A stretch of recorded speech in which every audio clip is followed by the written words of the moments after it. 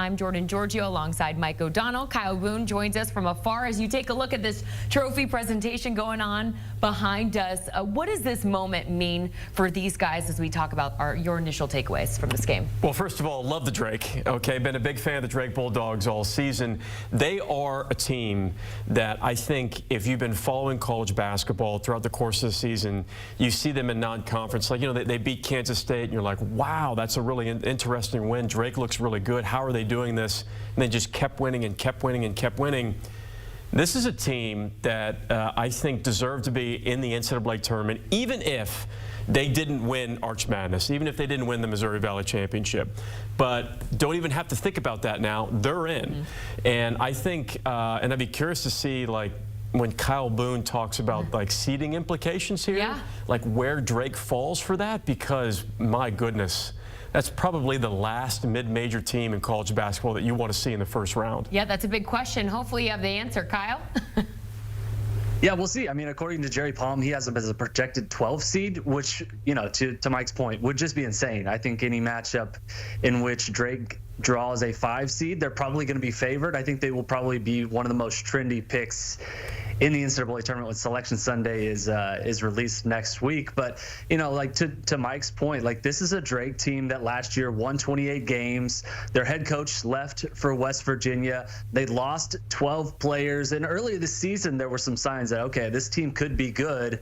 And, you know, they were labeled D2 Drake, right? Because their coach came from Division II. Some of their best players, including 4 of their 5 starters, came from Division II.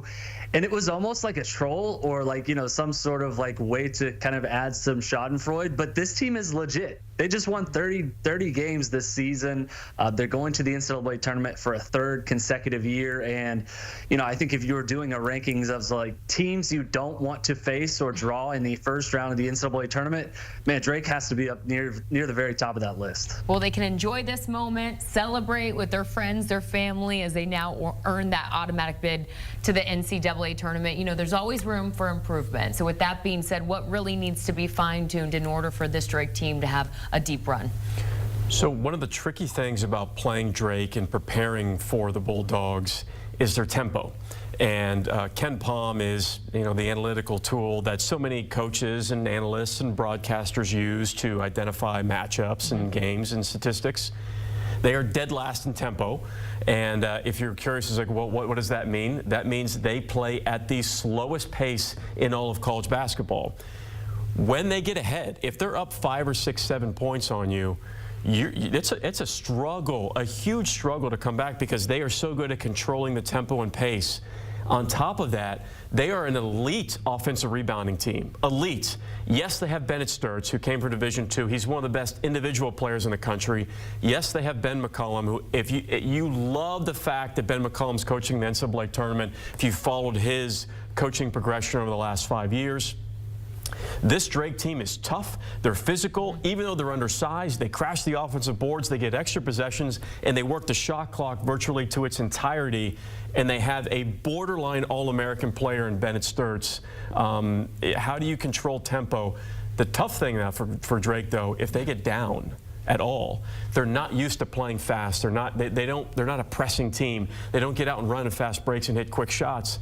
So, you know, if they can control the tempo, that's great. If they don't control the tempo, that can be an issue. Kyle, I know you've watched them a bunch too, man. I think tempo, it's one of those blessing and curses for Drake, especially on a neutral site floor. If shots aren't falling, will their defense travel?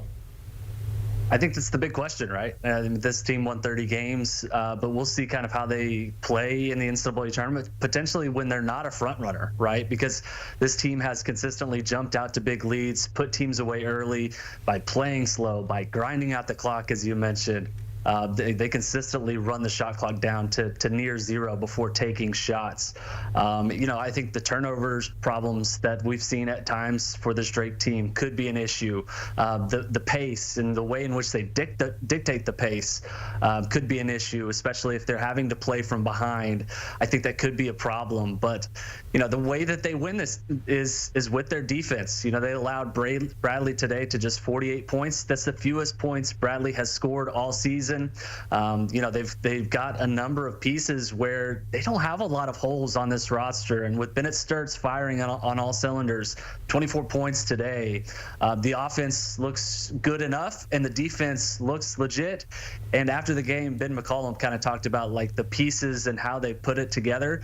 Said, hey, look, we wanted to put together a team that is the toughest, the highest character, and the most connected. And certainly watching this team today dismantle a really good Bradley team by 15 points, punching a ticket into the NCAA tournament, this team will be a hard out in the NCAA tournament because of all those traits that this team has. We'll see soon enough what kind of run they make as Drake headed dancing. They win their third straight MVC title game, their 30th win also as well, the most in school history and of course in college basketball. Guys, thanks so much for joining me here on our CBS Sports HQ post-game coverage. You can check out more college basketball talk. Let the madness begin on the Ion College Basketball Podcast. You know the drill. Scan that QR code on your screen and watch and listen wherever you get your podcasts.